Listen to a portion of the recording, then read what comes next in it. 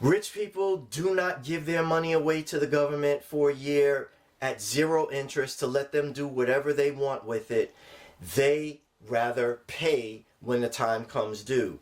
Meanwhile, that money's sitting in an account doing something for them other than just being with the government, and they're getting nothing out of it. So, what you want to do if you're a W-2,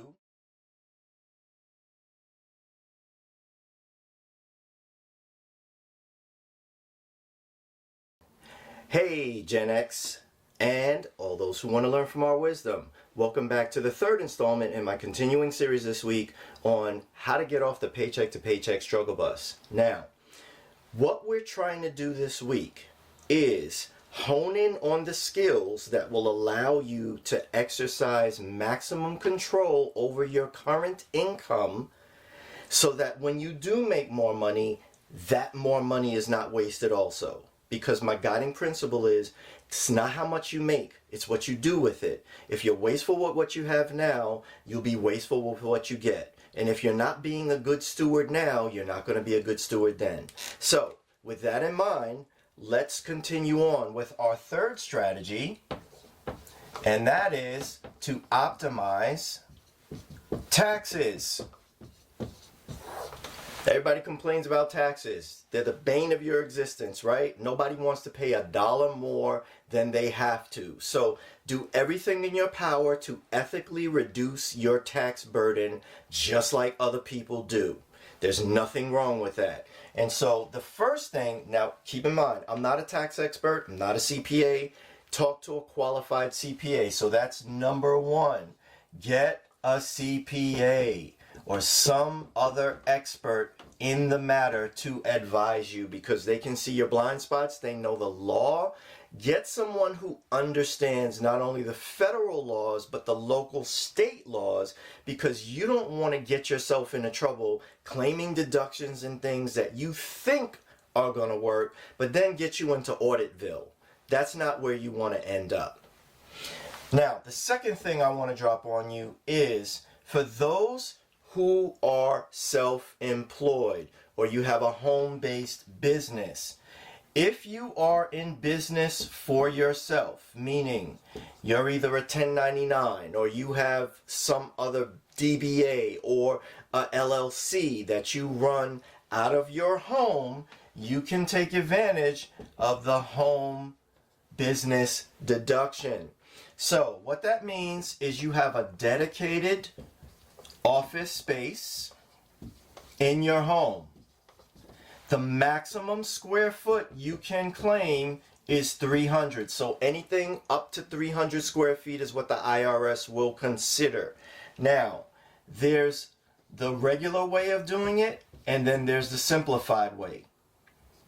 Let's just call it simple.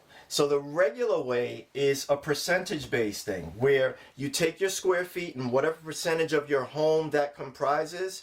So like if it's 1,000 square feet and your office is 100 square feet, then that's 10% of your home. You can deduct 10% of utilities, taxes, insurance, that sort of thing. But in the simple rule, you're just doing $5 a square foot. And whatever that total is, you just put that deduction on your taxes. Now, something that you may not know about, if you choose to go the regular route, which takes into account depreciation, when you sell your home, the IRS is going to be looking to get some of that back. So keep that in mind. Again, talk to your CPA or your tax expert and get this down. Number 3, refunds. I talk about this every year, guys. Rich people do not give their money away to the government for a year at zero interest to let them do whatever they want with it. They rather pay when the time comes due. Meanwhile, that money's sitting in an account doing something for them other than just being with the government, and they're getting nothing out of it. So, what you want to do if you're a W-2, this applies to the W-2 people.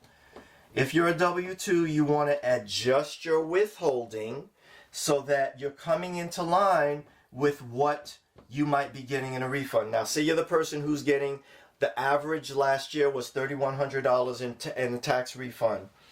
If you're getting paid every other week, that comes out to $119 every pay period. You want to play with your exemptions until your paycheck bumps up that $119. Now that's going to give you that margin every other week. That's $240 a month in extra margin. $3,100 a year. Why give that away?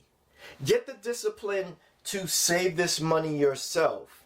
Don't just surrender and say, oh, it's for savings, it's the only way I can do it. We're adults, we're putting on our big boy financial pants, and we're doing this thing that we need to do called financial literacy. So get on that and make sure that you're not lending your money to the government for free every year with this bonus that those people who get it, they just blow it on something anyway. Don't struggle from paycheck to paycheck. Create margin. Use these three things at minimum to start to optimize your taxes. And I guarantee you that will be another strategic tool you can put into your toolbox to optimize your money and increase your margin so that you can get off the paycheck to paycheck struggle bus. All right, that's it for today. Join me again back here tomorrow for the next tip.